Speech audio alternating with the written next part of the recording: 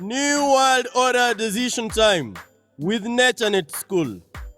Pictures used in this document are not of characters described in messages below them, except for my students who participated directly in my projects. The rest of pictures are merely used to illustrate messages relayed pictorially. Kindly bear with me in case of any inconvenience. Establishment of general security surveillance and emergency response techniques. Security and teamwork. Security and emergency services. Gauge levels of preparedness in school periodically and practically to help manage disasters and other security threats. Security challenges can range from disease outbreak, accidental injuries like bee attacks, snake bites, gas poisoning, food poisoning, road accidents, fire outbreak, and contamination from untreated water, among others. Fire extinguishers delivered after inferno. Sometimes schools think of emergencies and security issues after disasters have struck and move to the next door, but hardly before they are hit. Negative reaction and blame games after disaster are never helpful. Avoid laxity and take precautionary measures to avert disasters early before it strikes. Causes of many school disasters are known. However, levels of preparedness are never adequate for quick response.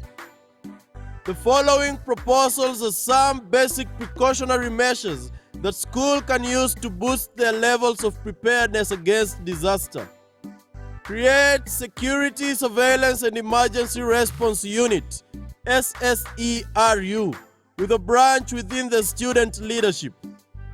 Avail adequate security surveillance and emergency response equipment and put SSERU members to be in charge. Ensure building structures comply with security and emergency response regulations. Review and update security and emergency response policies with changing time. Test security and emergency equipment seasonally through drills. Frequently induct and update children on how to respond to disasters. Educate them on how to operate security and emergency response equipment. Engage all security and emergency systems fully. Put them under regular surveillance and reassessment to certify their effectiveness in managing all kinds of emergencies in schools. Test drinking water used in school regularly to monitor levels of contamination. Perform general medical checkup on both children and school cooks regularly. Spray dormitories and classes to combat pests at least twice a term. In summary, external interventions can sometimes be effective than internal response. Develop good rapport with communities around. Engage experts in disaster management to help children understand how to handle security and emergency-related issues effectively. In every program put in place, consider children as alternative sources of solution in averting disaster at initial stages. Let children play a major role in averting disasters by inducting and empowering them well.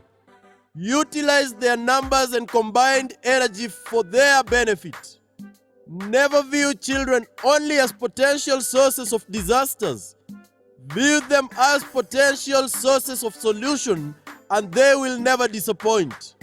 Never be quick to associate all children with bad behavior.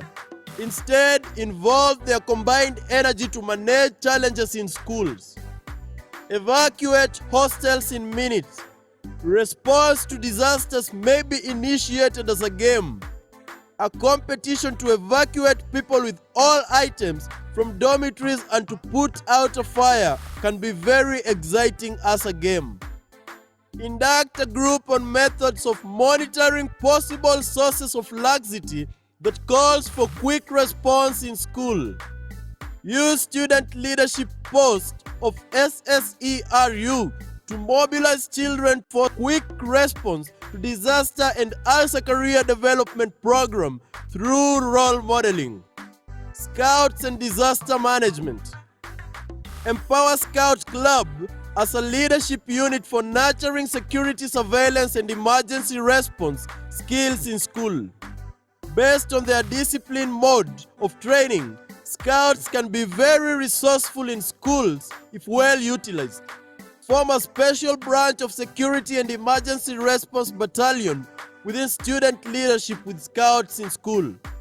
Use Scouting as a student leadership branch to sensitize others about security surveillance and emergency response under SSERU. Train and challenge them to come up with locally developed fire equipment. Empower Scout to lead children in containing fire before it becomes uncontrollable. Methods used to train Scouts: equip them with some endurance skills. Empower them through this special student leadership unit called Student Security, Surveillance and Emergency Response Unit, SSERU. Scouts can administer first aid, arrests a starting fire, rescue others, conserve environment, serve community, and improve the structure of the student leadership in schools. NATURENETSCHOOL continues.